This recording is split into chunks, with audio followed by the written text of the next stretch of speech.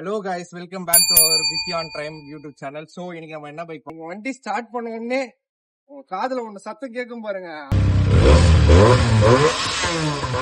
Hello guys, welcome back to our வித்தி on time YouTube channel. So இன்னைக்கு நம்ம என்ன பைக் பார்க்க போறோம்னா பெனிலி 300 TNT தான் பார்க்க போறோம்.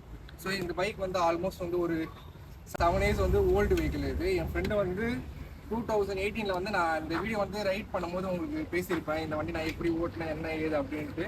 ஸோ இந்த வண்டி வந்து இப்போது ஸ்பெக்ஸ் எல்லாமே பார்த்துடலாம்.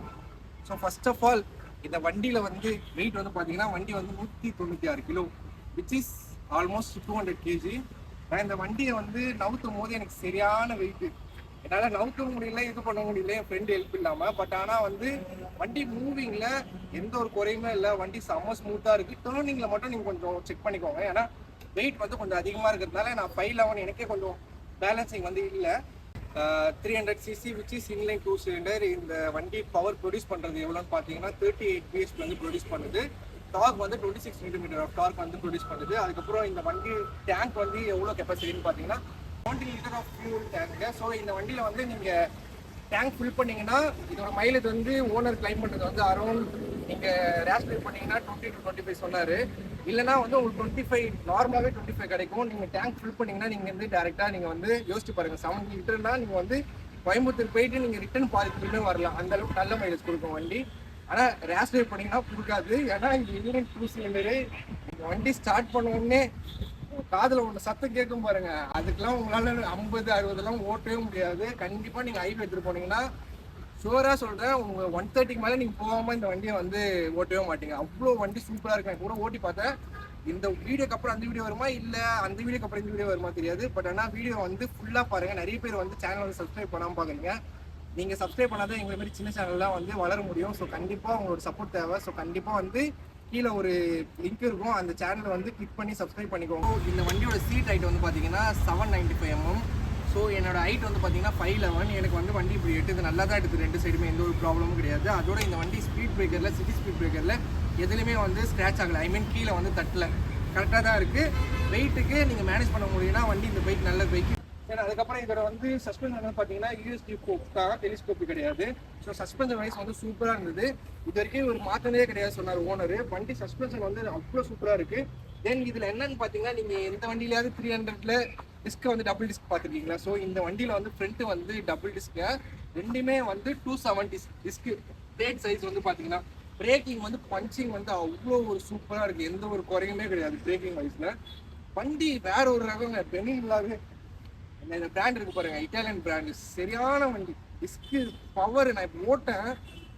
நீங்கள் எந்த ஸ்பீடில் போனாலுமே வந்து கண்ட்ரோல் பண்ணுற மாதிரி தான் இருக்குது. நீங்கள் பயந்து ஓட்டுறதோ இல்லை வந்து உங்களுக்கு வண்டி ஸ்டெபிலிட்டியில் அந்த ஃபீலே கிடையாது. நீங்கள் வந்து 60-70 போனால் கூட நீங்கள் வந்து இன் சிட்டிக்குள்ளே சொல்கிறேன், டப்புன்னு நீங்கள் வண்டி நிப்பாட்டினா கீர் கட் பண்ணியோ இல்லைனா பிரேக்கிங் அந்த அளவுக்கு பவர் சூப்பராக இருக்குது.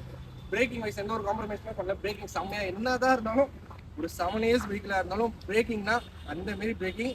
அது ஃபர்ஸ்ட் ஆஃப் ஆல் வந்து நம்ம ஓனர் தான் தேங்க் பண்ணோம். அவர் வந்து இந்த வண்டியை வந்து எப்போ கேட்டாலும் வண்டி ரெடி பண்ணிருக்கு, எப்போ கேட்டாலும் வண்டி ரெடி பண்ணிருக்கேன்னு சொல்லிட்டே இருப்பாரு.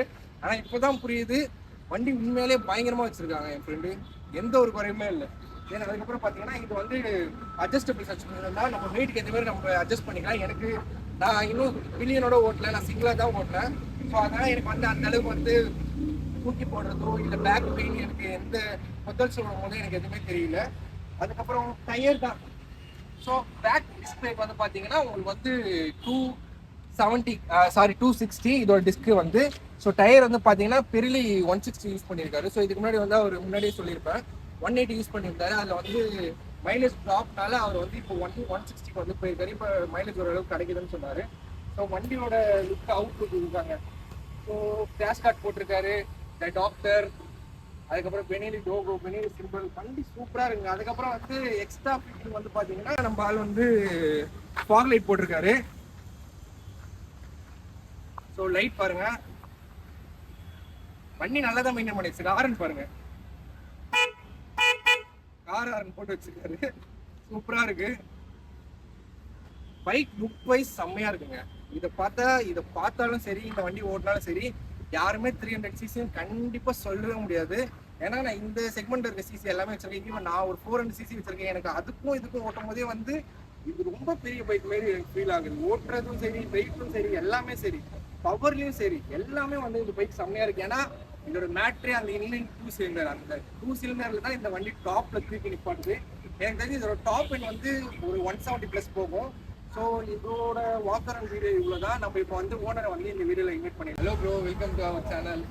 ஸோ இவர் தான் வந்து மிஸ்டர் கெஜன், இந்த பெனிலியோட 300 TNT ஓனர். அவர் தான் வந்து இந்த வண்டியை இத்தனை வருஷமா வந்து மெயின்டைன் பண்ணி குழந்தைய விட, கேர்ள் ஃப்ரெண்டை விட, பொண்டாட்டி விட பொத்தி பொத்தி வந்து வச்சுட்டு இருக்காரு. ஏன்னா இந்த வண்டி நீங்க யோசிச்சு பாருங்க, 2017 ஓட்டுன மாதிரி தான் இப்போ நம்ம 2026 இருக்கும். அதே மாதிரி தான் இந்த வண்டி இன்னும் மெயின்டைன் பண்றாருன்னா அப்போ அவர் எவ்வளோ இன்வெஸ்ட் பண்ணிருப்பாரு இந்த வண்டிக்காக, எவ்வளோ வந்து அவரோட உழைப்பை போட்டு மெயின்டைன் பண்ணிருப்பாருன்னு யோசிச்சு பாருங்க. வண்டி குறையே இல்லை, அந்த அளவுக்கு இருக்க வண்டி. ஓகே தான் சொல்லுங்க, இப்போ இந்த வண்டி வந்து என்ன பிரைஸ்ல நீங்க வாங்குனீங்க? ஓகே, நீங்க வந்து ஃபர்ஸ்ட் பைக்ல வாங்குனீங்களா, செகண்ட் பைக்?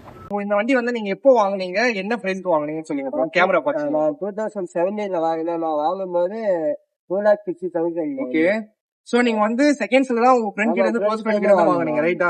சோ அப்போ வாங்கும் போதுமே இவரோட ஃப்ரெண்டுமே நல்லா மெயின்டைன் பண்ணிருந்தாரு. அதனாலதான் இந்த பைக் இவ்வளவு நாள் இன்னும் நல்லா போயிட்டு இருக்குன்னு நான் சொல்லுவேன். சோ இந்த பைக் நீங்க இதுக்கப்புறம் இது வரைக்கும் வாங்கி இந்த பைக் நம்ம ஏன் வாங்கணும், அது மாதிரி ஏதாவது உங்களுக்கு தோணிருக்கா? நான் அப்படியெல்லாம் ஃபீல் பண்ணல. இந்த வாங்கும்போது நான் ரொம்ப சந்தோஷமா வாங்கினேன். ஏன்னா எனக்கு இந்த வண்டி நான் பிடிச்சி போய் வாங்கினேன். கண்டிப்பா, ஏன்னா இன்னும் க்ரூஸ் இருந்தாருங்க, சவுண்டே வேற மாதிரி இருக்கும். பைக் கிரேஸ் எனக்கு எல்லா வண்டியும் பிடிக்கும், எல்லா வண்டியும் ஓட்டுவேன். ஒரு விஷயம் சொல்லணும்னா பைக் வந்து செம்மையா ஓட்டுவாரு சாரு, பயங்கரமா ஓட்டுவாரு. நீங்க எந்த வண்டி கொடுத்தாலும் பிரிப்பாரு. எனக்கு நிறைய இவர் கூட போன ரைட் எக்ஸ்பீரியன்ஸ் இருக்கு. வண்டி உண்மையிலே சொல்றேன், பிளாஸ்ட் பண்ணுவான். நீங்க எப்படி ஓட்டணுமோ சொல்றீங்களா அப்படி ஓட்டுவான். அந்த ரைட் அவன் வெள்ளாட்டுக்கெல்லாம் சொல்ல, உண்மையிலே சொல்றேன். சொல்லுங்க. இந்த சவுண்டுக்காக தான் இந்த வண்டியே வாங்கினேன். ஏன்னா எல்லாருமே சைலன்சர் போட்டு ஓட்டுவாங்க. இது சைலன்சரே, அந்த சைலன்சர் ஒரிஜினல் சைலன்சரே அந்த வீடு வரும். எஸ், இது இன்லைன் 2 சிலிண்டர்ல அவர் வந்து அவரோட எக்ஸாஸ்டே மாத்த தேவையில்ல, டைரக்டா அந்த சவுண்டே வந்து பீட் பயங்கரமா இருக்கும். அதுதான் வந்து அவர் சொல்றாரு. சோ இந்த பைக் எடுத்து நீங்க இது வரைக்கும் லாங் டிரைவ் எங்க போயிருக்கீங்க? நான் இங்க எடுத்து கோயம்புத்தூர் போயிருந்தேன். ஓகே, அதுக்கப்புறம் வந்து ராமேஸ்வரம் போயிருக்கீங்க. சோ ப்ரோ வந்து 2 ட்ரிப்புமே வந்து லாங்கா தான் போயிருக்காரு. ஒன்னு கோயம்புத்தூர் சொல்றாரு, இன்னொன்னு ராமேஸ்வரம் சொல்றாரு.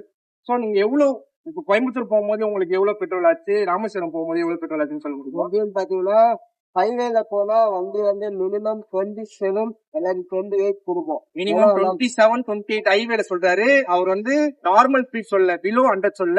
அப்போ 120 போயிட்டு சேஞ்ச் பண்ணாமே போயிட்டு இருந்தேன். சேஞ்ச் பண்ணாம அந்த ஸ்பீட்ல போயிட்டு எனக்கு நான் கோயம்புத்தூர் போயிட்டு ரிட்டர்ன் வந்து ஒரு 100 கிலோமீட்டர்ஸ்க்கு அப்புறம் தான் மறுபடியும் பெட்ரோல் ஃபில் பண்ணேன். மறுபடியும் அவர் வந்து அரௌண்ட் கோயம்புத்தூரே போயிட்டு பாதி தூரம் வந்தா அவரும் சொல்றாரு. ஏன்னா மைலேஜ் அந்த அளவுக்கு கொடுத்து இருந்திருக்கு.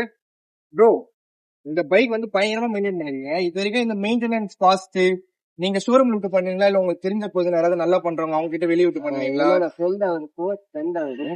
அவர் வந்து அவர் எல்லாருக்குமே தெரியும், இன்ஸ்டாகிராம்ல இருக்காரு. எனக்கு நல்லவங்களுக்கு நான் வேணா அது பேக் பண்ணிடுறேன், நீங்க பாருங்க. அவர்கிட்டதான் நான் வந்து எடுக்கல இருந்து அவர்கிட்டதான் சர்வீஸ் பண்றேன். ஓகே, இப்ப இது வரைக்கும் தோராயமா நீங்க எடுத்ததுல இருந்து வண்டிக்கு நான் இவ்வளவு மெயின்டைன் காசு வந்து நான் இன்வெஸ்ட் பண்ணிருக்கேன் சர்வீஸ்க்காக அப்படின்னா நீங்க எவ்வளவு சொல்வீங்க? நான் வந்து கோயம்புத்தூர் போயிட்டு வந்து 7,000 ரூபாய் செலவு பண்ணேன். இதுக்கு வந்து கரெக்டா 4 லிட்டர் ஆயில் ஃபில்டரு,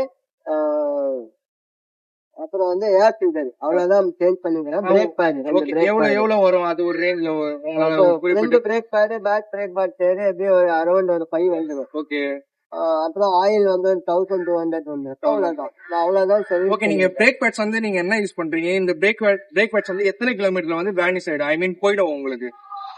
மினிமம் இந்த வண்டி மோஸ்ட்லி எடுத்து ஓட்டுறது இல்ல. ஓகே, ஆமா, கண்டிப்பா இந்த வண்டி சும்மா எல்லாம் எடுத்து ஓட்ட முடியாது. ஏன்னா சூப்பர் பைக் ரேஞ்ச் தான் அது, அதனால கண்டிப்பா ஓட்ட முடியாது. நான் இப்ப எடுத்து இந்த வருஷத்துல ஒரு வாட்டி தான் மாட்டிருக்கேன். ஒரு தடவை தான் மாட்டிருக்கேன். நான் இந்த ராமேஸ்வரம் போயிட்டு வந்து மாட்டிருக்கேன். நான் இந்த வண்டி ஓட்டி பார்த்தேங்க. நான் வந்து நீங்க சொன்ன பாத்தீங்கன்னா ஃப்ரண்ட்டே யூஸ் பண்ணல, பேக் மட்டும் தான் யூஸ் பண்ணேன். வண்டி பேக் பிரேக்கே வந்து அந்த ஒரு பஞ்சு அப்படியே சொன்ன பேச்ச வண்டி இந்த இடத்துல நில்லுனா வண்டி அந்த இடத்துல நிக்குது. அதுதான் வந்து ஒரு பைக்குக்கு தேவையான விஷயம். ஈவன் டயருமே வந்து சூப்பரா மெயின்டைன் பண்ணிட்டு இருக்காரு. வண்டி வயசு எதுவுமே குறை இல்லை. தென் அதுக்கப்புறம் உங்ககிட்ட என்ன கொஸ்டின் கேட்கணும்னு நினைச்சேன்னா, ஹெட்லைட் விசிபிலிட்டி உங்களுக்கு எப்படி இருக்கும்? ஏன்னா நீங்க அடிஷனலா வந்து இந்த வண்டி ஃபாக் லைட் வேற போட்டிருக்கீங்க. போட்டிருக்கோம்னா நைட் டைம்ல வந்து இந்த ஒயிட் எல்இடி இருக்கிறவங்க நமக்கு வந்து லாங் தெரியாது. தெரியாது. ஓகே, நம்ம விஷன் போன தெரியாது. வேகம் வந்து 120 ஆமா, ஆமா, வரும்போது கரெக்ட். நமக்கு முன்னாடி வந்தது தெரியாது. அதுக்காக தான் கால ஆமா, எக்ஸாக்டாங்க. இப்போ வர வண்டியில எல்லாமே வந்து எல்இடி யூஸ் பண்றதுனால அது ஒயிட் தான். நமக்கு அந்த லாங் விஷன் வந்து அந்த அளவுக்கு கிடைக்க மாட்டுது. எல்லாருமே எக்ஸ்ட்ரா ஆக்சசரிஸா வந்து ஃபாக் லைட் தான் வந்து யூஸ் பண்றாங்க. சோ அதுதான் வந்து ப்ரோ வந்து போட்டிருக்காரு. சோ ஆரன் எல்லாம் மாட்டிருக்காரு. சூப்பரா இருந்தது.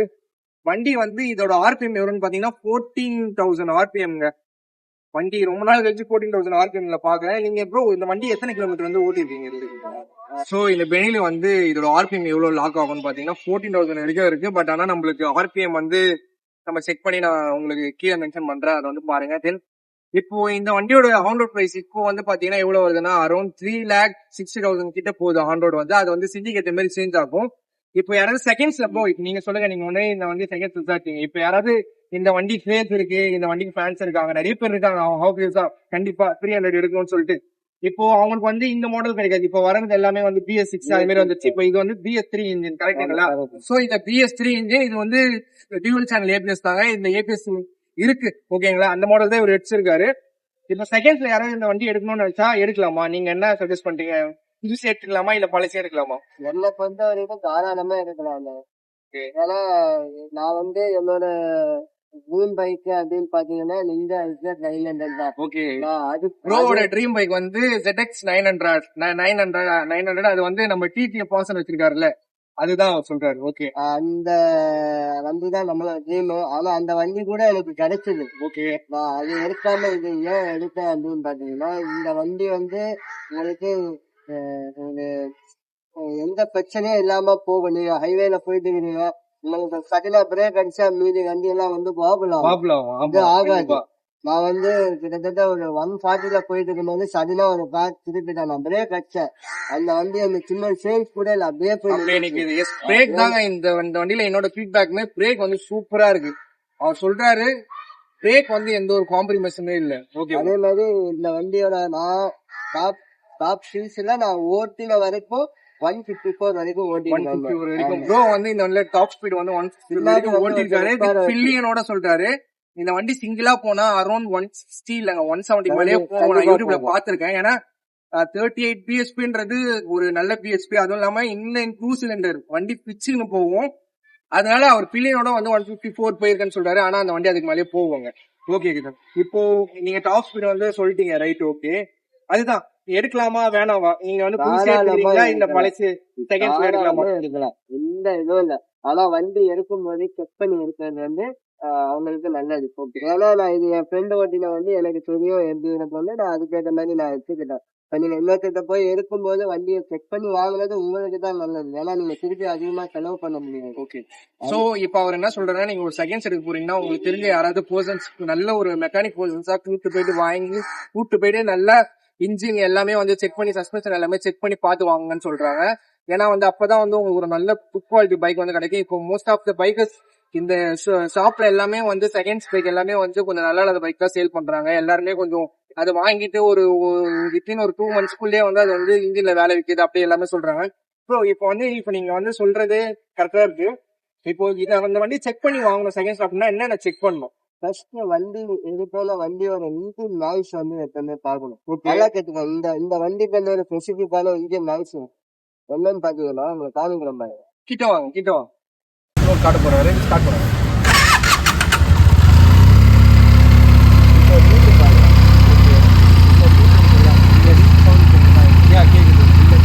என்ன பண்ணுங்க, சில வண்டிகள்லாம் பயங்கரமா இருக்கு சவுண்ட். ஆனா இந்த வீட்டுக்கு ஒரு வேல்யூ